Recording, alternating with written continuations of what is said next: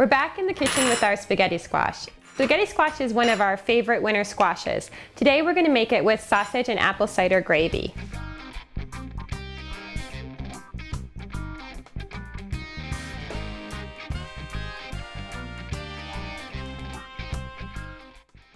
Spaghetti squash has a really lovely flavor to it, and I actually like to eat it just with butter and salt and pepper and maybe some fresh herbs. I like to eat it without making it. But it's delicious a lot of different ways. A lot of people just put a regular tomato sauce on top of it or bake it with cheese. It's good that way too. And it's very, very easy to cook. So what we're going to do is we're going to start out just like we did with the pumpkin. Oh, you can hold this one, okay?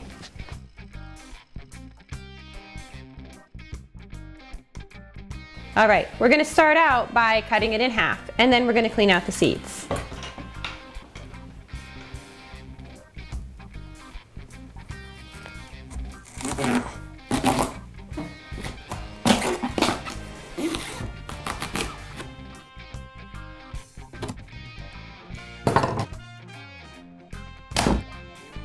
Okay. Yeah. They're all different. The insides of the squashes have very different colors, and the outside comes in different colors too, but the insides can be a variety of yellows and oranges. But with all of them, we got to get the seeds out, right? Good job.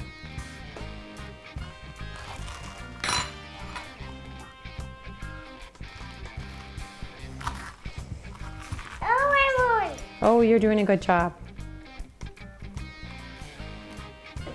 Good job. There. Very nice. It's slimy. There we go.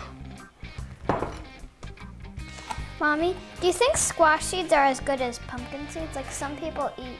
You know what? Actually, you can eat a lot of the winter squash seeds, and I know that these are tasty.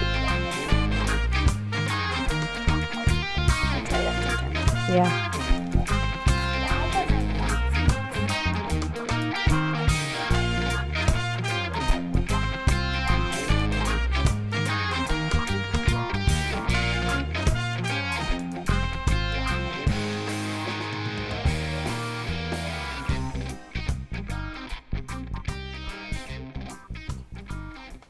They're a little slimy, and there's nothing that's as fun as touching gooey, slimy things. Right, Emma? Yeah. Yeah. Do you want some help? Yeah. Okay.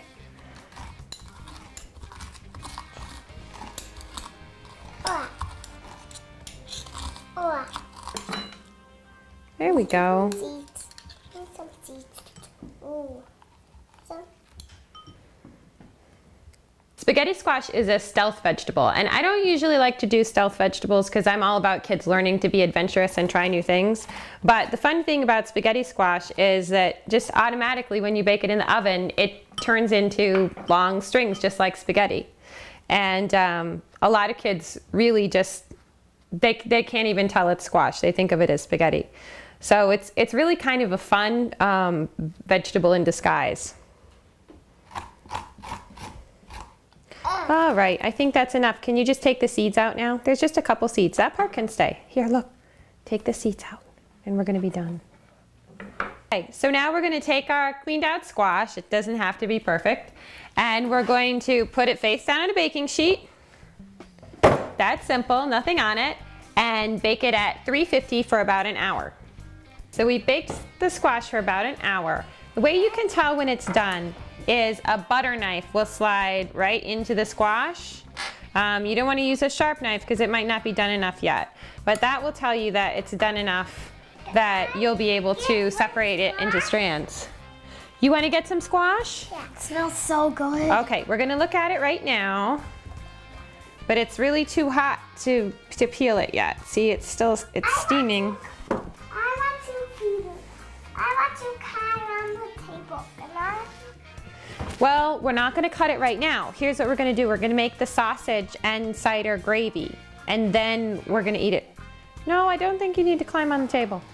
You want to smell it? Here, smell it. Yeah. Okay.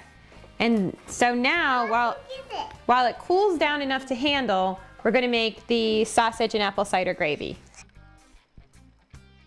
Okay, so we're going to start with a pound of mild Italian sausage. This is a local beef sausage, and I've cut it up into small pieces. And we're going to brown it in a skillet.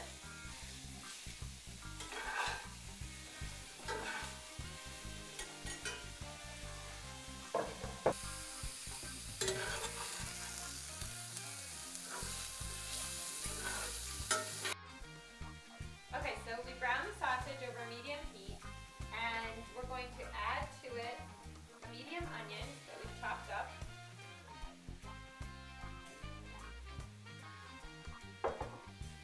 And a chopped clove of garlic.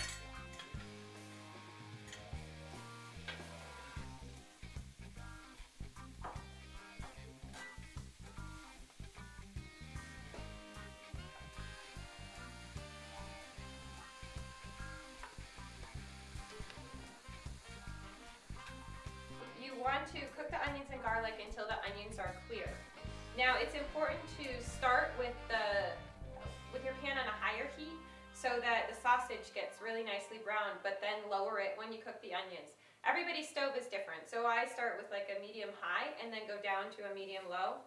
And I'm also using a cast iron pan. So the pan you use and the stove you use may affect the heat that you need to have your stove set on. Once your onions are mostly clear, add a teaspoon and a half of ginger and a half teaspoon of nutmeg. And you're also going to add 3 tablespoons of flour and some fresh ground black pepper. I put in quite a bit of pepper because I like it to have a little bit more bite to it, but just suit your own taste. Stir that in until the sausage pieces are completely coated and everything's blended in.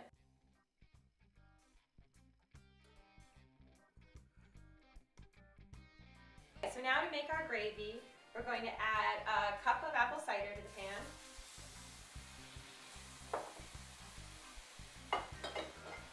And 3 cups of water. Of course, you could also use stock. Beef or vegetable stock would be delicious.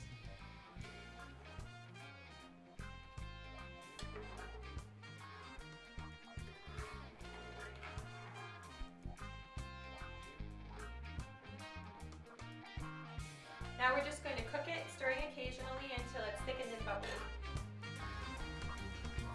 So as you can see, as we scrape out the insides of the spaghetti squash, it does look very much like spaghetti, which is why this qualifies as a stealth vegetable. And we're just going to scrape the warm spaghetti squash into a bowl. And as you use a fork with this, it just flakes apart into long strands. So you don't have to handle it particularly carefully, and it's pretty simple to do. It comes out pretty cleanly.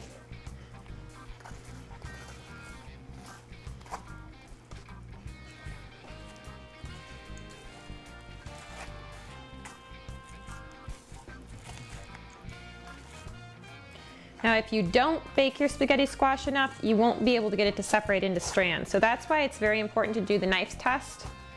And use a butter knife, not a sharp knife, because if you don't cook it enough, you'll just have big, hard chunks that won't pull apart.